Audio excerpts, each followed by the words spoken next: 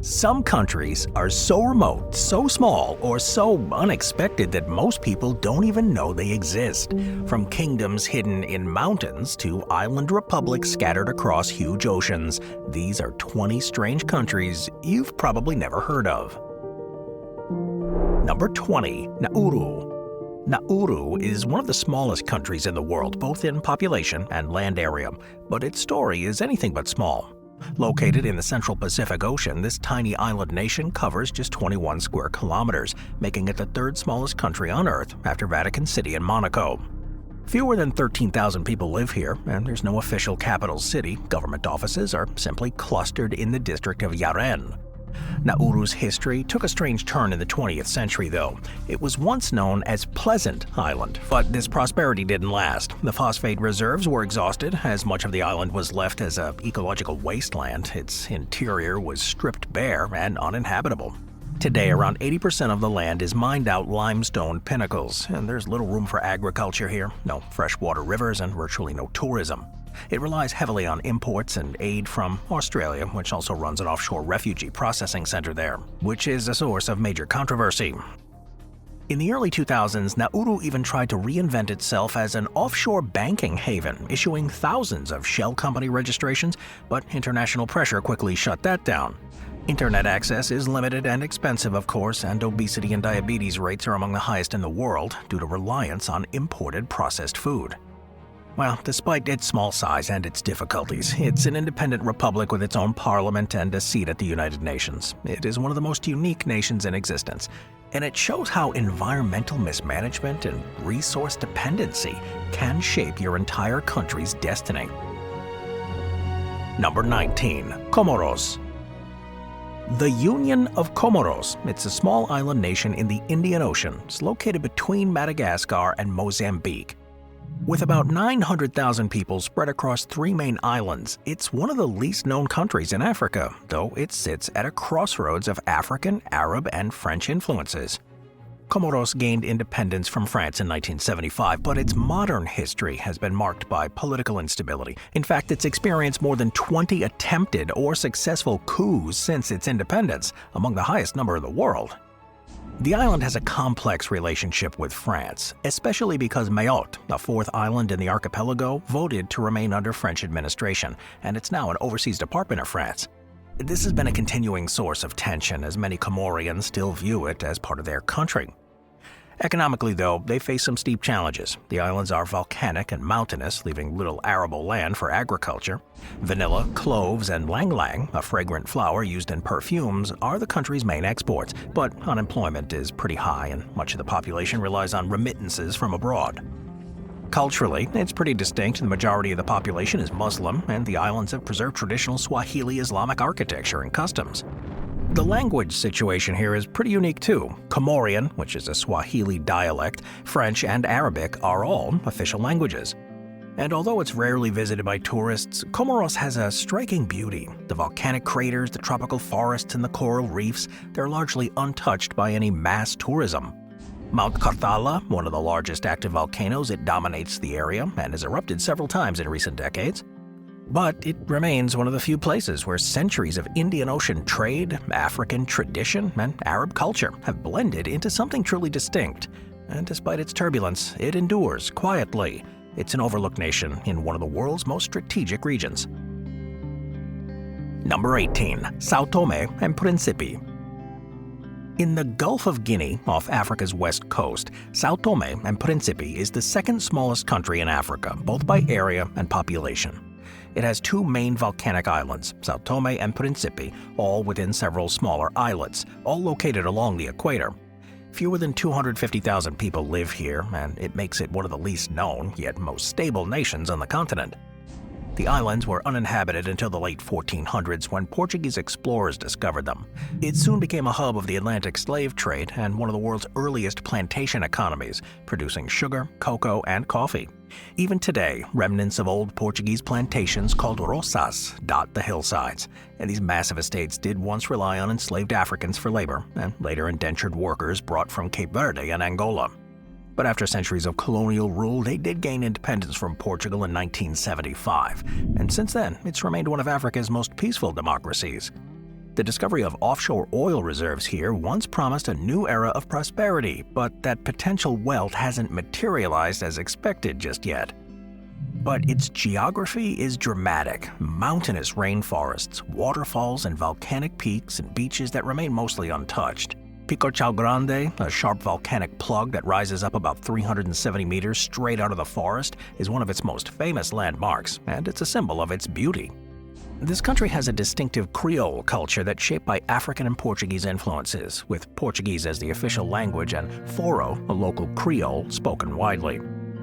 This kind of isolation has also helped preserve some rare plants and animals. More than 30% of the country's plants are endemic, and while it rarely makes any international headlines, São Tomé and Príncipe's quiet resilience and layered history make it one of the most unusual sovereign nations in the world. Number 17. Kiribati. Kiribati, it's one of the most geographically scattered countries on the planet. It straddles both the equator and the international date line. It's made up of 33 coral atolls and reef islands spread across over 3.5 million square kilometers in the Pacific. This is an area that's larger than India, even though its total land area is only about 800 square kilometers. So its isolation is pretty extreme. Its capital, South Tarawa, sits on a narrow strip of land that's barely wider than a two-lane road, where tens of thousands of people live packed between the ocean and a lagoon. Rising sea levels threaten to submerge parts of the atoll within the decade, making Kiribati one of the nations that are most vulnerable to any climate change. In fact, the government's already purchased land in Fiji as a potential refuge for future generations. That's a move that made headlines as a rare example of climate adaptation at a national scale. Kiribati gained independence from the United Kingdom in 1979. Phoenix Islands protected area. It's one of the largest marine reserves in the world that covers much of its territory. Life in Kiribati revolves around fishing, copra, or dried coconut meat, and remittances from citizens working overseas, especially in New Zealand and Australia. The islands, of course, have limited infrastructure, and fresh water is a constant concern. Air travel is rare. Many of the outer islands are accessible only by small boats or infrequent flights.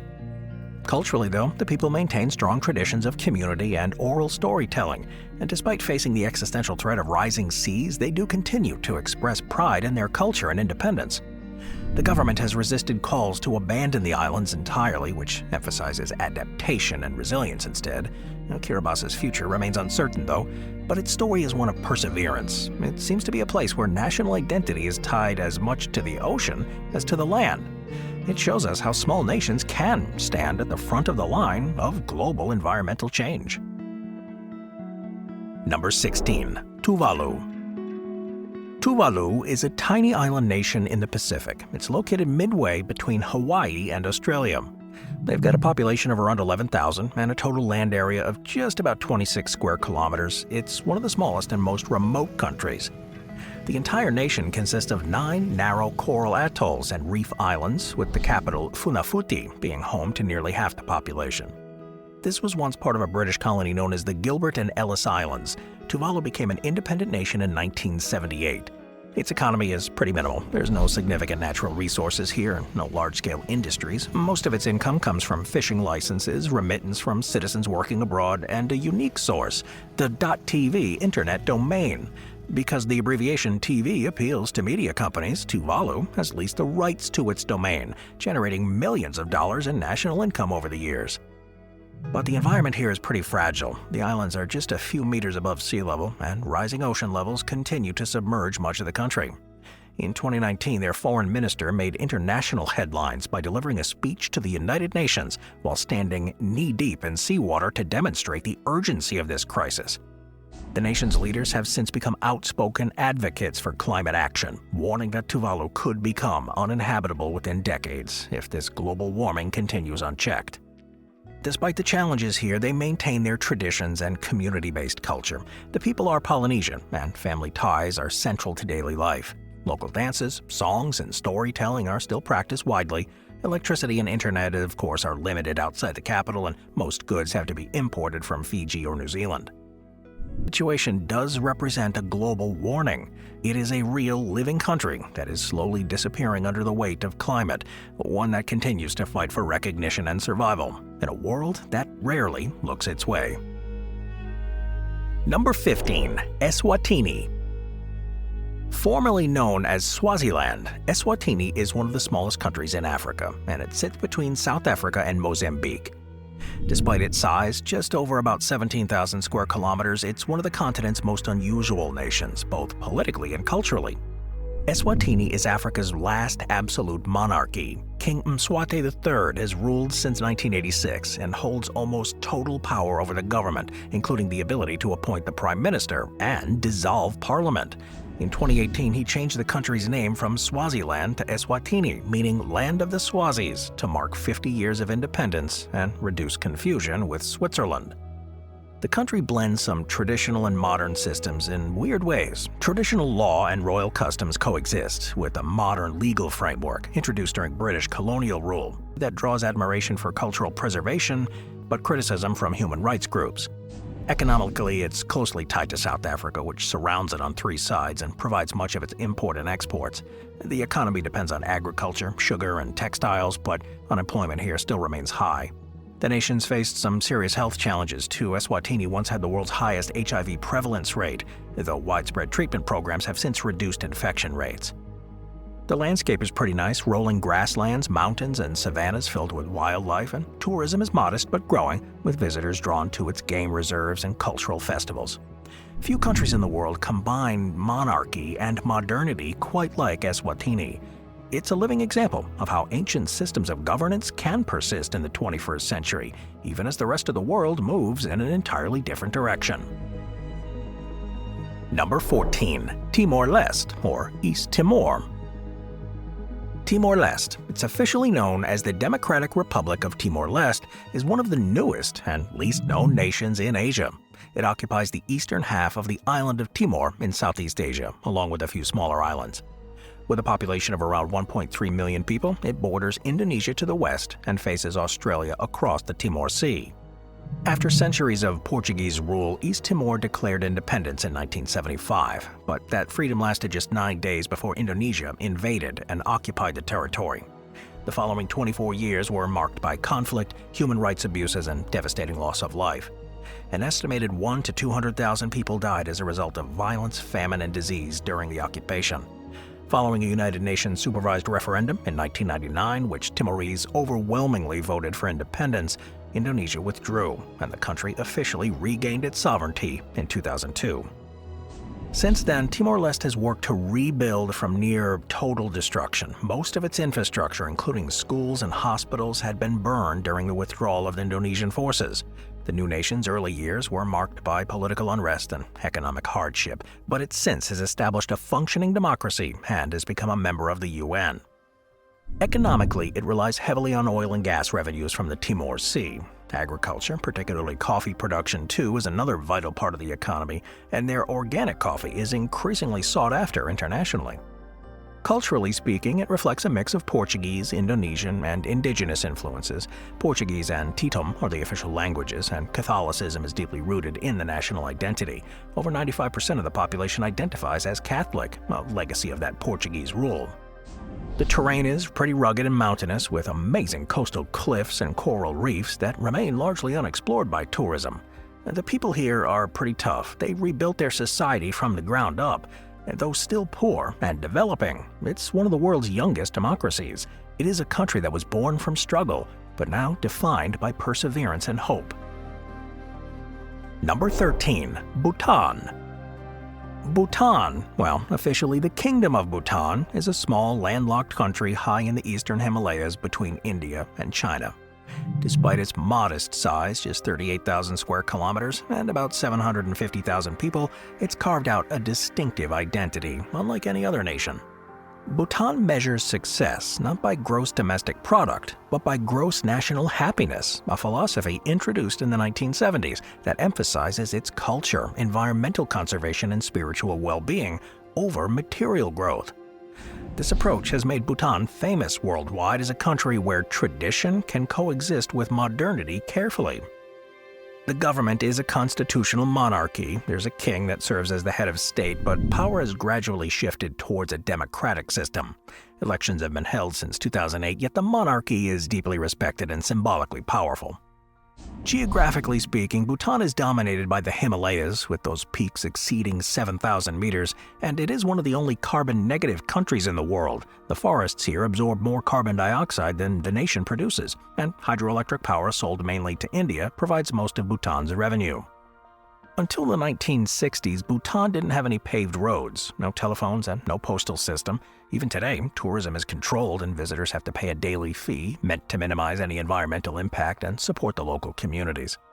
Monasteries cling to the mountain cliffs here, prayer flags flutter across the valleys, and festivals celebrate ancient myths with dance and music. The most iconic landmark here is the Parotaksang, or the Tiger's Nest Monastery, perched on a cliffside nearly 900 meters above the Paro Valley. But Bhutan is trying to maintain a careful balance between its traditions and its modernization, and that's rare in today's world. It is a real functioning nation, but one that's intentionally resisted the industrial and social changes that transformed most of the planet. That makes Bhutan not just strange in the sense of being little known, but also extraordinary in how deliberately it has chosen its own path through history. Number 12. Liechtenstein. So Liechtenstein is one of Europe's smallest and least discussed countries. It's a mountainous microstate that's tucked between Switzerland and Austria. It covers only about 160 square kilometers, and it's home to about 39,000 people. It is the sixth smallest nation in the world. But despite that size, Liechtenstein is also one of the richest countries per capita, thanks to its powerful mix of finance and political stability. The country was established as a principality within the Holy Roman Empire in 1719, and it's remained under the rule of the Liechtenstein family ever since. What makes it unusual, though, is how quietly it's existed through major European conflicts. It stayed neutral in both world wars and doesn't even maintain an army. Its military was abolished in 1868. When soldiers were disbanded after a campaign in Italy that same year, legend has it that the army of 80 men returned home with 81, having made a friend along the way. Liechtenstein is a constitutional monarchy, with one of the few ruling princes who still exercises significant power. Prince Hans Adam II and his son Crown Prince Alois play an active role in governance, though there's also a democratically elected parliament. Now, economically, it's amazingly advanced for its size. The country has more registered companies than citizens, and it's a global hub for manufacturing and banking. For decades, it was considered a tax haven, but it's since tightened financial regulations and signed agreements with international transparency bodies. Its standard of living is among the highest in the world, and unemployment is nearly non-existent. Liechtenstein, though, does have a few peculiarities. It uses the Swiss franc instead of having its own currency, shares open borders with Switzerland, and doesn't even have an airport. Visitors usually fly into Zurich and drive an hour to reach it. Despite all this, though, it issues its own postage stamps, which are prized by collectors. Liechtenstein's charm is in its contradictions. It's this tiny, peaceful, ultra-modern monarchy that operates like a small business with privacy and quiet prosperity. Few people ever visit here, but it is one of the most efficient nations on the planet. Number 11. Brunei. The small Southeast Asian nation of Brunei, officially the Nation of Brunei, the abode of peace, lies on the northern coast of Borneo, surrounded almost entirely by Malaysia and facing the South China Sea. With a population of just over 450,000, it's one of the world's smallest but richest countries, thanks to huge oil and natural gas reserves discovered in the early 20th. Brunei gained full independence from the United Kingdom in 1984, but it had already been self-governing for decades under British protection. The country is an absolute monarchy, ruled by Sultan Hassan al-Bolkiah, who has held power since 1967. The Sultan is both the head of state and government, and his personal wealth, estimated in the tens of billions, makes him one of the richest monarchs alive.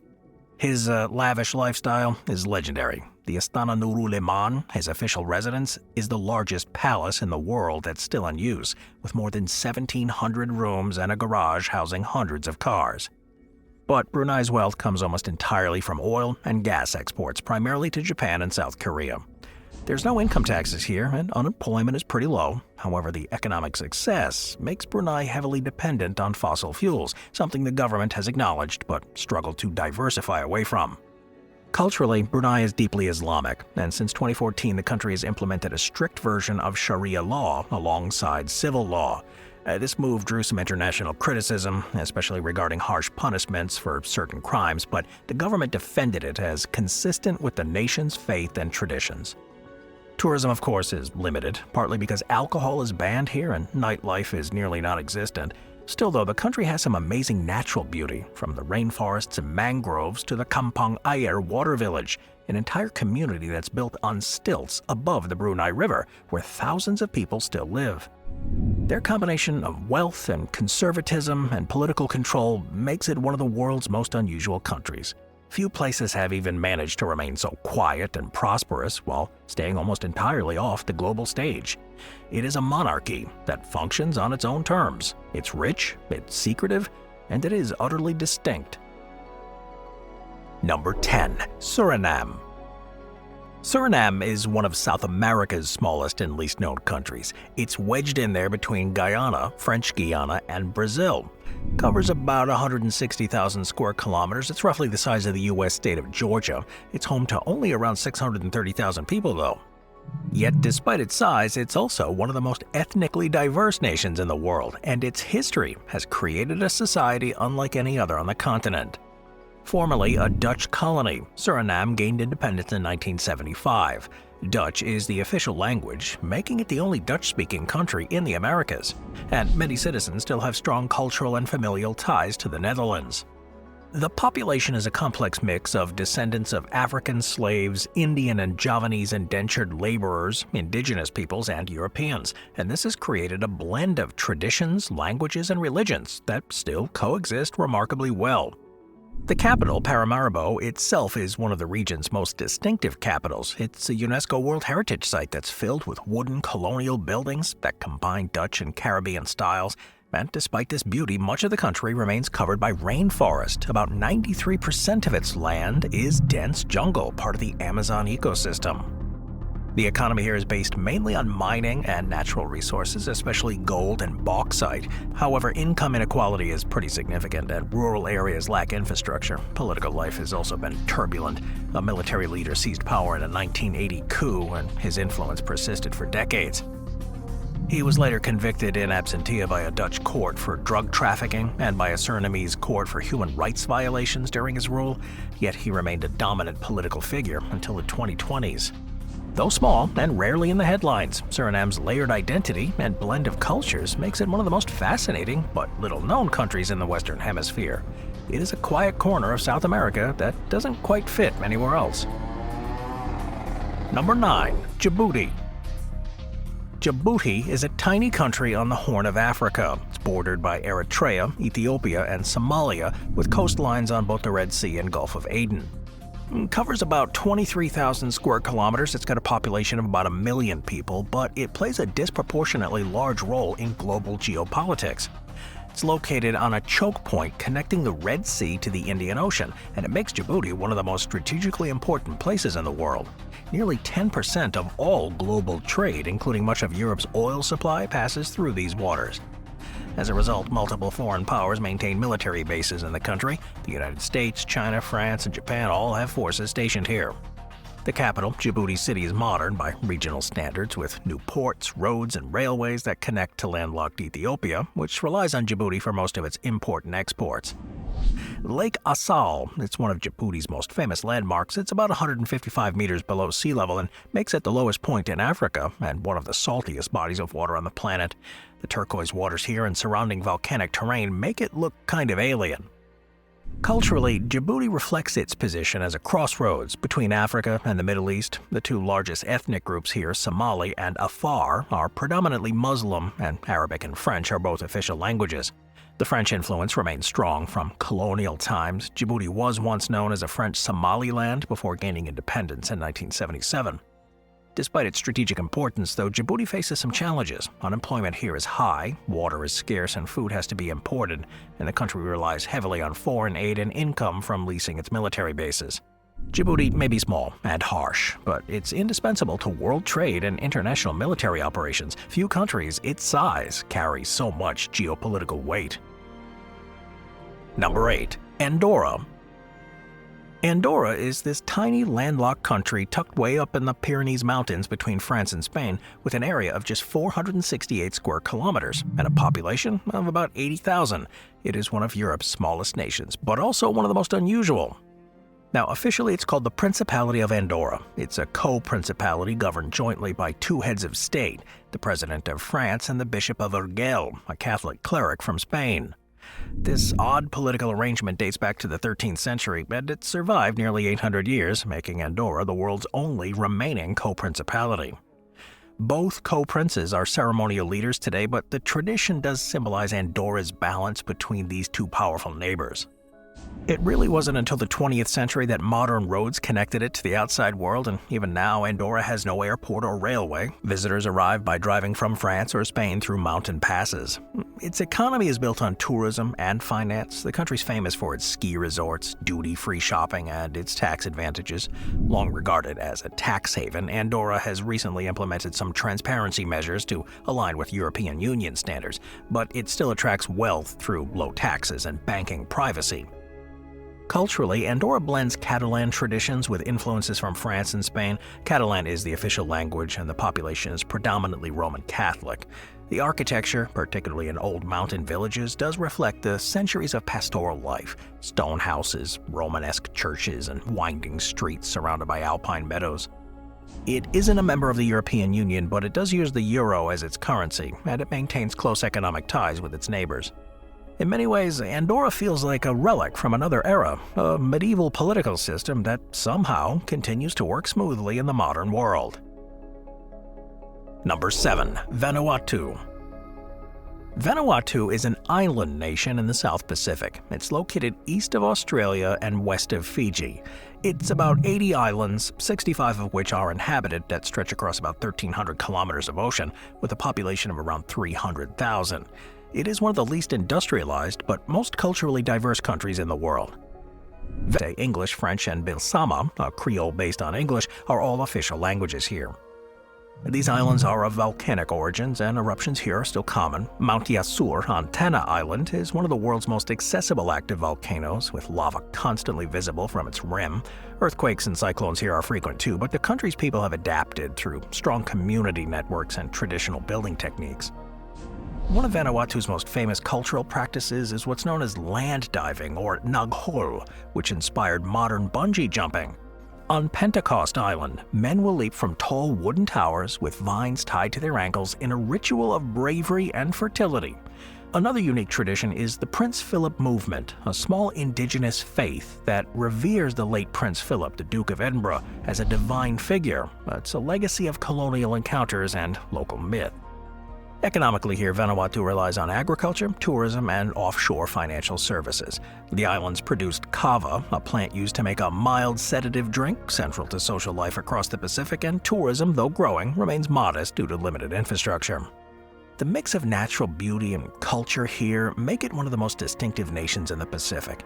It's a place where ancient traditions are thriving alongside modern life, where volcanic fire meets ocean calm. It's a small country that somehow holds entire worlds within its borders. Number 6. San Marino. San Marino is one of the world's oldest republics and one of its smallest. It's enclosed entirely within Italy. This microstate covers about 61 square kilometers, and it's got a population of around 34,000. Despite its tiny size, though, it's got its own government, military, and identity that's endured for more than 1,700 years. According to tradition, San Marino was founded in 301 CE by Saint Marinus, a Christian stonemason who fled persecution in the Roman Empire and established a small community on Mount Titano. Over the centuries, this settlement evolved into a self-governing republic, and remarkably, it managed to maintain its independence through waves of invasions, wars, and empires that swept across the Italian peninsula.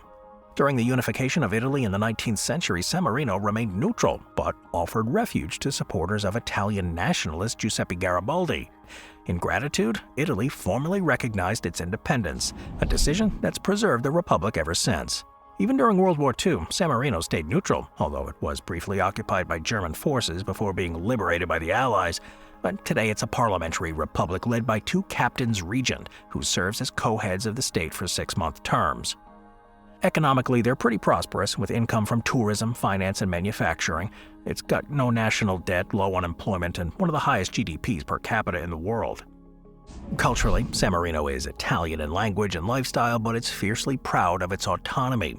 The people here celebrate their independence with deep patriotism, and their government operates from medieval buildings that have been preserved for centuries. The San Marino Grand Prix, once a Formula One race held nearby in Imola, helped bring international attention to this tiny nation.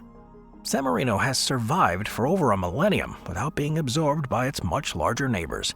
It shows how determination and diplomacy can protect even the smallest of nations in a world that seems to be dominated by giants. Number 5. Palau. Palau is a small, remote island nation in the western Pacific. It's about 800 kilometers east of the Philippines and comprises roughly 340 islands spread over 460 square kilometers. It's got a population of just over 18,000 people, but despite the small size, it's one of the world's most remarkable success stories for the environment. Palau grants an economic support in exchange for military access.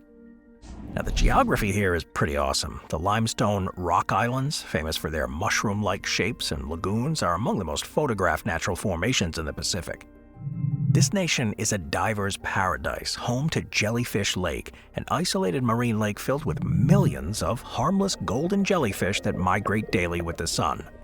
But what sets it apart is its commitment to conservation. In 2015, the country established one of the largest marine sanctuaries in the world, protecting 80% of its ocean territory from commercial fishing and mining. Every visitor must sign the Palau Pledge, stamped into their passport, promising to act as a responsible guest and protect the environment. This initiative has earned Palau international praise and made it a model for sustainable tourism. Culturally, they maintain strong traditional systems of governance alongside modern democracy. Clan leaders or chiefs still play influential roles, especially in the rural communities, and traditional dance and storytelling plus canoe building remain vital parts of their island lives. It is a place where government policy aligns with ancient respect for nature, and it's a rare example of a country that protects its resources not because it's trendy, but because it's essential for their survival. For its size, Palau carries an outsized message to the world. Protecting the planet's not just possible, it is practical. Number 4. The Maldives. The Maldives is a nation made up of over 1,192 coral islands spread across the Indian Ocean. It's southwest of Sri Lanka and India. Only about 200 of those islands, though, are inhabited, and together they cover a total land area of about 300 square kilometers. Despite its size, though, it's become globally famous as a luxury travel destination, with amazing turquoise lagoons, overwater villas, and pristine white sand beaches. The Maldives gained independence from Britain in 1965 and became a republic 3 years later. Today it's got a population of about 500,000, nearly one-third of whom live in the densely populated capital of Malé. The entire city sits on a small island where space is so limited that high-rises stand shoulder to shoulder and reclaimed land is constantly being developed to keep up with demand. With an average ground level of about 1.5 meters above sea level, it is the lowest-lying country on the planet. Their government has been among the most vocal advocates for global climate action. In one protest in 2009, the Maldivian cabinet held an underwater meeting to sign a declaration urging the world to cut carbon emissions. Tourism drives nearly a third of their economy, attracts millions of people each year, and beyond the luxury resorts, though, they have a rich cultural history that's shaped by centuries of trade between Africa, Arabia, and South Asia. Islam's the state religion. It was introduced in the 12th century, and Arabic influence is visible in their architecture and language. The Vehi, the national language, is related to Sinhala, spoken in Sri Lanka, but it's written in its own unique script called Tana. Fishing does remain a part of daily life, especially for communities outside the resort islands. Tuna is the main export, and traditional fishing boats with their curved wooden hulls are still widely used. Few nations combine this kind of fragility and durability like the Maldives. It's a tropical paradise and a warning. It's proof that even the most beautiful places on the planet aren't immune to the planet's changing climate. Number 3. Lesotho. Lesotho is only one of 3 countries in the world that's entirely surrounded by another, alongside Vatican City and San Marino, but unlike them, it's not small in population or history. Enclosed within South Africa's borders, Lesotho covers about 30,000 square kilometers and it's home to roughly 2.3 million people. What makes it strange is that the entire country sits at high altitude. Its lowest point is still 1,400 meters above sea level. The country is often called the Kingdom in the Sky. Lesotho is dominated by mountains, including the Drakensberg and Maldives ranges. These peaks feed major rivers that flow into South Africa, including the Orange River. Snow, of course, is common in winter, but an unusual sight in southern Africa. The Basotho people, led by King Moshoeshoe I, founded the kingdom in the early 19th century as a refuge from regional wars. To avoid conquest by neighboring powers, Moshoeshoe allied with the British, leading to the creation of the British Protectorate of Basutoland in 1868. Lesotho regained independence in 1966, but it maintained its monarchy, which continues today under King Letsie III. The economy here is pretty modest. It relies on subsistence farming, textile exports, and remittances from citizens working in South Africa's mines. Culturally, though, it retains a strong national identity. The Basotho blanket, a colorful patterned wool worn as outer clothing, is a national symbol, and horseback travel is common in rural areas, and traditional songs and dances accompany nearly every community gathering. English, along with Sesotho, is an official language, and hospitality plays a central role in their culture. Few nations do embody the idea of endurance quite like Lesotho. It's a mountain kingdom that is thriving in isolation way above the African plains. Number 2. The Federated States of Micronesia. Often simply called Micronesia, the Federated States of Micronesia is one of the most remote and dispersed nations. It's scattered across the western Pacific. It consists of over 600 islands that spread across an area roughly the size of the continental United States, yet its total landmass adds up to only about 700 square kilometers. These islands are grouped into 4 main states: Yap, Chuuk, Pohnpei, and Kosrae, each with its own distinct language, culture, and identity. European contact began in the 16th century with Spanish explorers, followed by centuries of colonial rule, and Spain sold the islands to Germany in 1899 after losing the Spanish-American War. Germany, in turn, lost them to Japan after World War I. Under the Japanese control, it became a strategically important territory, having airfields and naval bases that played a major role during World War II. The islands were then heavily bombed by Allied forces, and remnants of the war, rusting tanks and sunken ships, are still scattered in the lagoons. After Japan's defeat, Micronesia became part of the United Nations Trust Territory of the Pacific Islands, administered by the U.S. It's remained under U.S. control until it achieved its independence in 1986 through a Compact of Free Association. It receives U.S. financial aid and defensive protection, and in return the U.S. maintains a strategic access to the region. Culturally, Micronesia is diverse. Each of the 4 states has its own language, customs, and traditions. Yap is famous for its giant stone money. These stones are quarried on distant islands and transported by canoe, and the value of each depended not just on its size, but the difficulty of its journey, a unique form of currency that has symbolic importance today. Pohnpei, the largest and most developed island, is home to Nanmadol. We've talked about that before. It's often called the Venice of the Pacific. It consists of more than 90 small islets that are constructed from basalt rocks. Now, its origins are mysterious, as the stones, some weigh over 50 tons, were moved without any modern machinery. They are a UNESCO World Heritage Site and one of the most impressive archaeological wonders in the Pacific. Micronesia's identity is rooted in the ocean. Their traditions in navigation and their strength in community, it's all a country spread across water, yet it's bound together by a shared heritage. It's a mosaic of islands that continues to survive in one of the planet's most challenging environments. It may not appear on most maps of world power, but it holds something rarer: the story of humanity's relationship with the sea. Number 1. Moldova. Moldova, it's one of Europe's least known and misunderstood countries. This is a landlocked nation that's between Romania and Ukraine, where echoes of empires, wars, and shifting borders have created a place unlike anywhere else on the continent. Though small in size, about 33,000 square kilometers, and home to just over 2.5 million people, Moldova's history is remarkably complex. It was once part of the medieval Principality of Moldavia. This is a region that stretched across what is now eastern Romania and modern-day Moldova. In the 19th century, it was annexed by the Russian Empire, then briefly united with Romania after World War I, only to be absorbed by the Soviet Union in 1940. When the USSR collapsed in 1991, Moldova declared independence, but the transition was anything but smooth.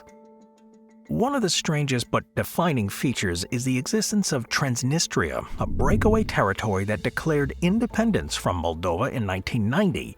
This narrow strip of land along the Dniester River operates as a de facto independent state, complete with its own army and currency.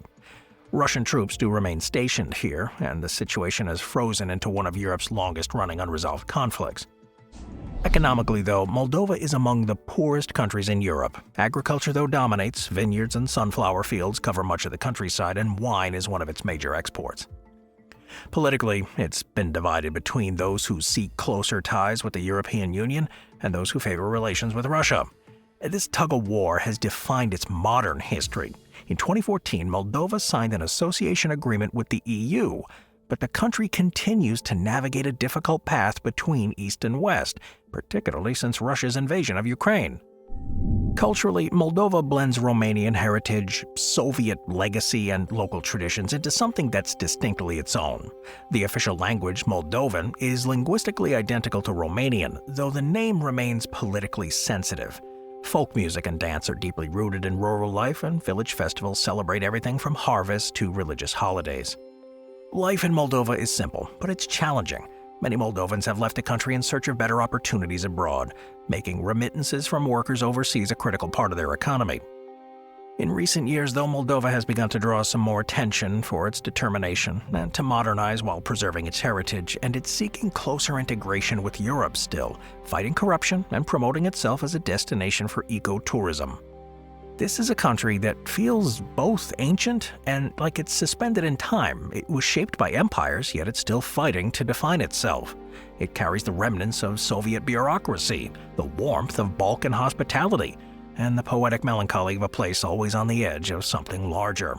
Few people in the world could find Moldova on a map, yet it represents something profound. The endurance of a small, often overlooked nation that survived every tide of history, and it continues quietly to build its own future.